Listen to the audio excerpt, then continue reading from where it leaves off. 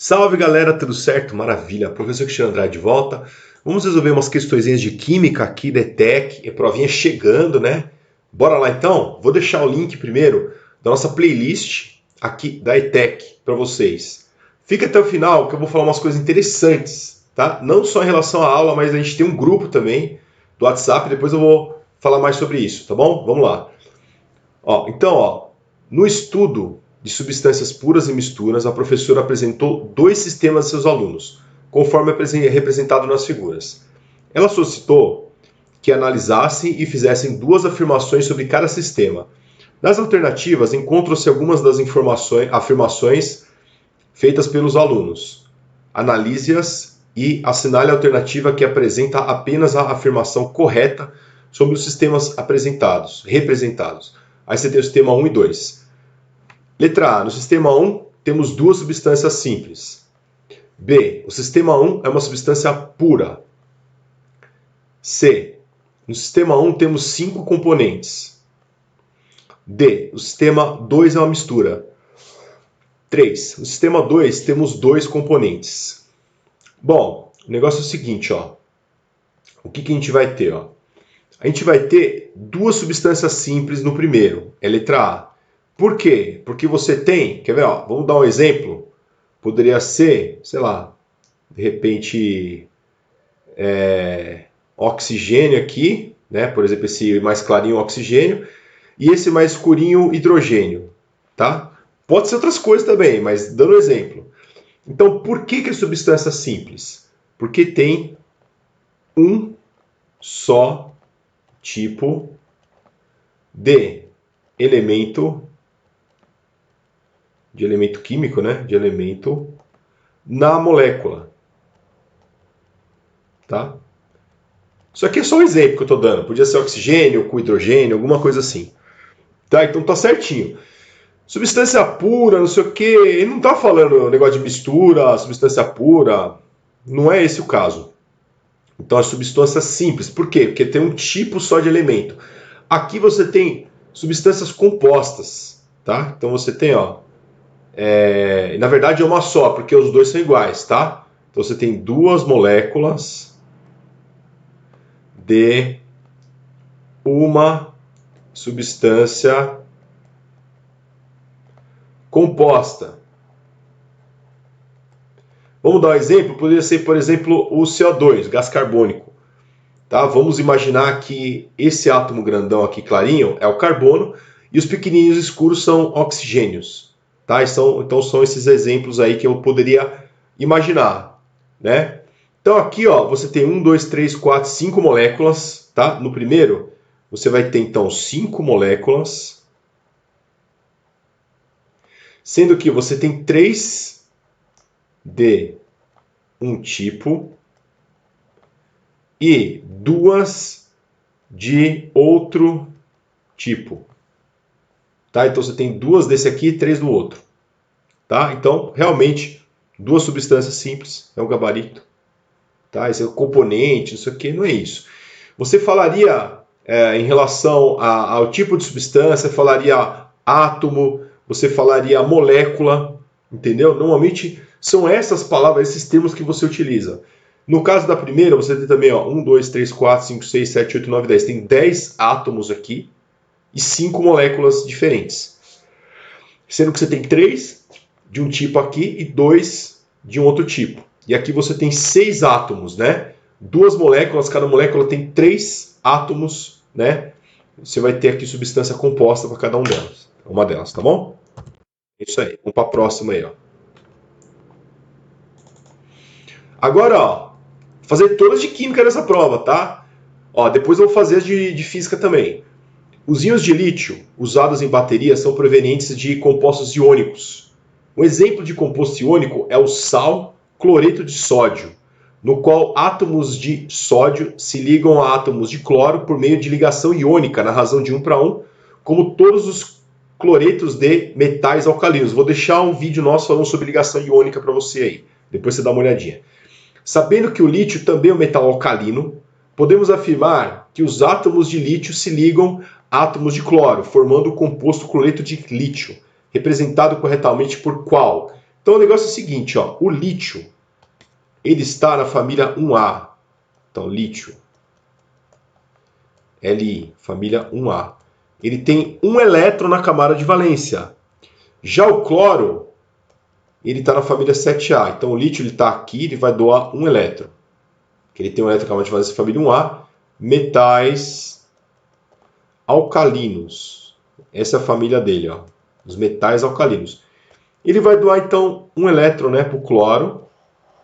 O cloro é família 7A, ó, ele tem 7 elétrons na camada de valência. Então, ele vai doar aqui, ó. Vai doar um aqui, certo? Você vai ficar com Li mais Cl menos, vai formar, né, juntando o cátion com o ânion, vai ficar LiCl. Então é letra E. Letra E, o gabarito. Tá? Então, ó, tem alguns erros graves aí, ó. Você coloca Cl ali, errado. Sempre você vai ter o metal primeiro e não o metal depois. Então esse aqui, ó, nunca, também nunca. Não, tá? Os outros, poderia acontecer, é que não está batendo, por quê? Porque você tem um átomo de cada um. Esse Li2, Cl2, você não vai usar nunca, por quê? Você sempre vai simplificar. Se está 2 para 2, você consegue ter 1 para 1, sempre a proporção menor que você consegue colocar. Aqui, então, você tem o cloro, família 7A, dos halogênios, ó. Halogênios, tá? Vou mostrar a tabela periódica aqui para você visualizar melhor. Então, cadê a tabela periódica? Aqui. Então você tem, ó, o lítio, família 1A, metal alcalino. Tá aqui, ó. O lítio tá aqui, ó, família 1A, metal alcalino, certo? Você tem o cloro aqui, ó, família 7A, que é um halogênio. Então você tem o lítio, que é um metal monovalente, né? Ele forma um cátion monovalente. Ele precisa doar um elétron só, né, para fechar a regra do octeto. Na verdade, ele fica com 2 elétrons só depois que uma camada vai para o saco, né, vai embora. Ele fica com só a primeira camada, mas ok. Ele vai chegar na configuração do gás nobre mais próximo, que é o hélio, né, que é esse hélio aqui. Agora, quando você tem o cloro, família 7A, falta um elétron para completar a camada de valência. Então ele vai receber um elétron para completar os 8 elétrons da regra do octeto. Então, gabarito letra E. Vamos para a próxima questão de química aí. Leia o texto para responder as questões 26 e 27. Uma das consequências das trocas de calor, que ocorre durante uma transformação química realizada em meio aquoso, é a variação de temperatura do sistema. Se o sistema receber calor, ele sofrerá um aumento de temperatura. Se ceder calor, terá queda de temperatura. Durante uma reação química realizada em meio aquoso, observe-se a variação de temperatura do sistema de 22 para 28 graus. Então você tem um aumento de temperatura. Conclui-se corretamente que se trata de uma reação exotérmica, pois cedeu o calor para o sistema. B. Exotérmica, pois absorveu o calor do sistema. C. Endotérmica, pois cedeu o calor para o sistema. D. Endotérmica, pois absorveu o calor do sistema.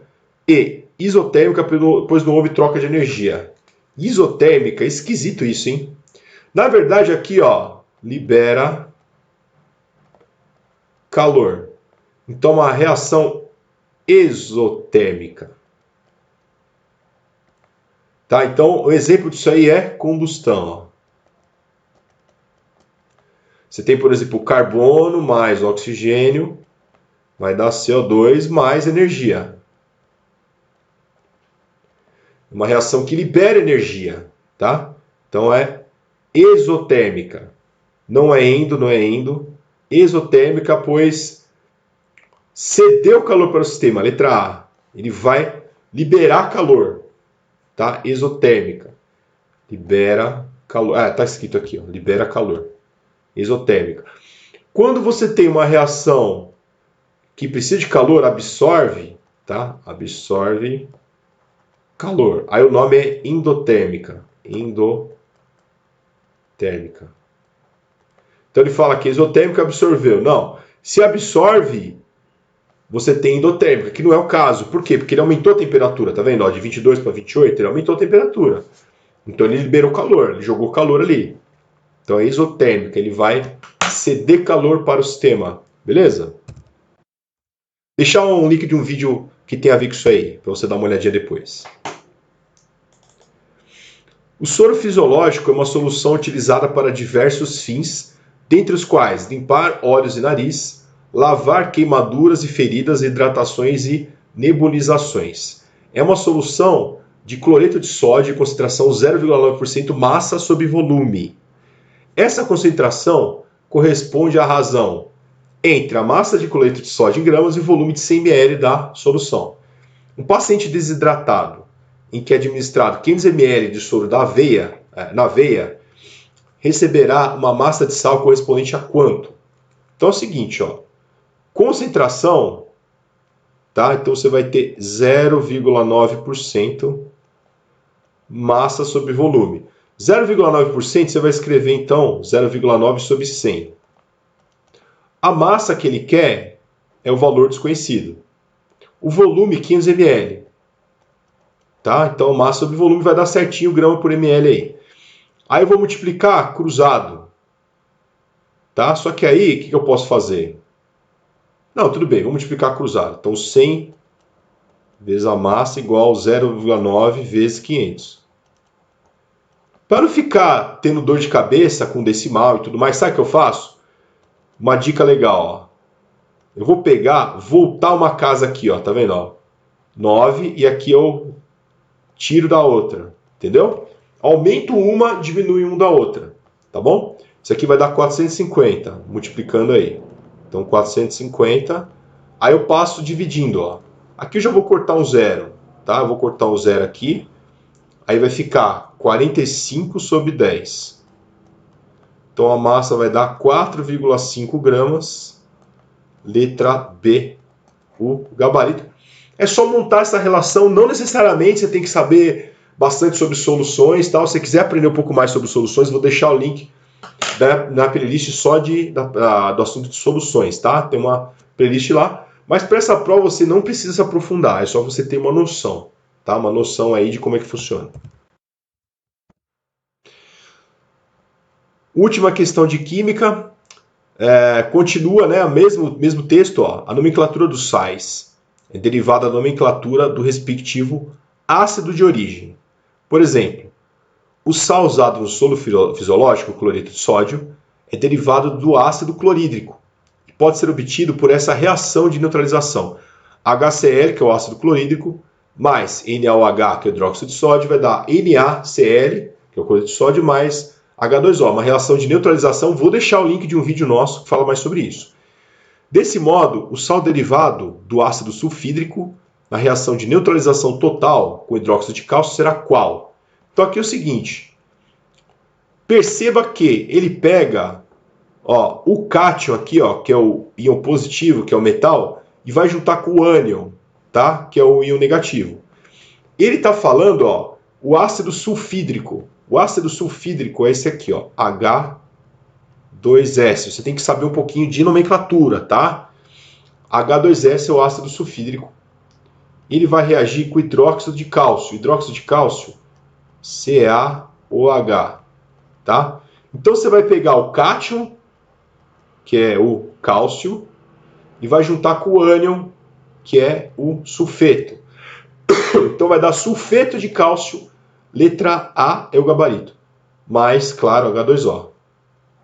Né? H2O aqui.